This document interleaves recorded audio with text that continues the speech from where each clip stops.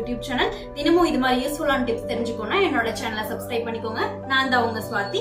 இன்னைக்கு ஒரு ஹாட்டான டாபிக்கோட வந்திருக்கேன். அது என்னன்னு தெரிஞ்சுக்கலாமா?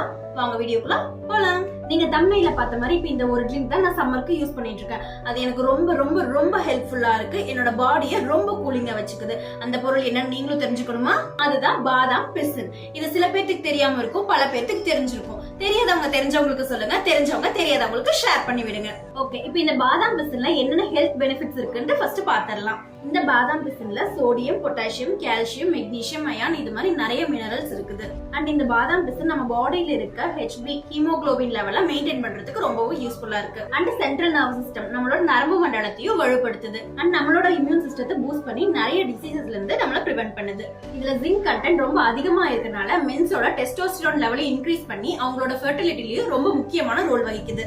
அண்ட் இந்த பாதாம் பிசினை பிரெக்னன்ட் உமன்ஸ் எடுத்துக்கும் போது அவங்க போனுக்கும் பாடிக்கும் நல்ல ஸ்ட்ரென்த் கிடைக்குது. அது மட்டும் இல்லாம அவங்க கருப்பையில இருக்க குழந்தைக்கும் நல்ல வளர்ச்சிக்கு ஊக்குவிக்குது. அண்ட் இதை போஸ்ட் பிரெக்னன்ட் உமன் எடுத்துக்கனால அவங்களோட ஸ்ட்ரென்த்தும் ரீகெயின் ஆகுது.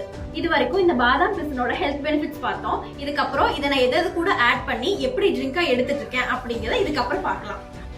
ஃபர்ஸ்ட் இந்த கிர்னி பழத்தை எடுத்து ரெண்டா கட் பண்ணிக்கணும். அப்புறம் ஒரு ஸ்பூன் யூஸ் பண்ணி உள்ள இருக்க சீட்ஸ் தனியா வெளியே எடுத்து வச்சுக்கணும்.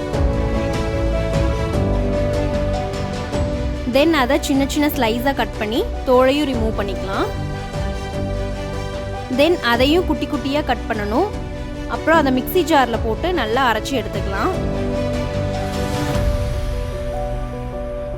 இப்போ அரைச்சி வச்சிருக்க கிர்னி பழ ஜூஸ் கூட இந்த பாதாம் பிசினையும் ஆட் பண்ணிக்கலாம். இந்த பாதாம் பிசின் நைட்டே ஒரு 4 கட்டியை எடுத்து கொஞ்சம் வாட்டரில் ஊற வச்சோம்னா மார்னிங் இப்படி தான் ஜெல்லி மாதிரி இருக்கும். இப்போ நல்லா ஜூஸையும் பாதாம் பிசினையும் நல்லா மிக்ஸ் பண்ணி அப்படியே குடிக்கலாம். Thanks for watching. Don't forget to like, share, subscribe to சென்னையில புது பொண்ணு சேனல்.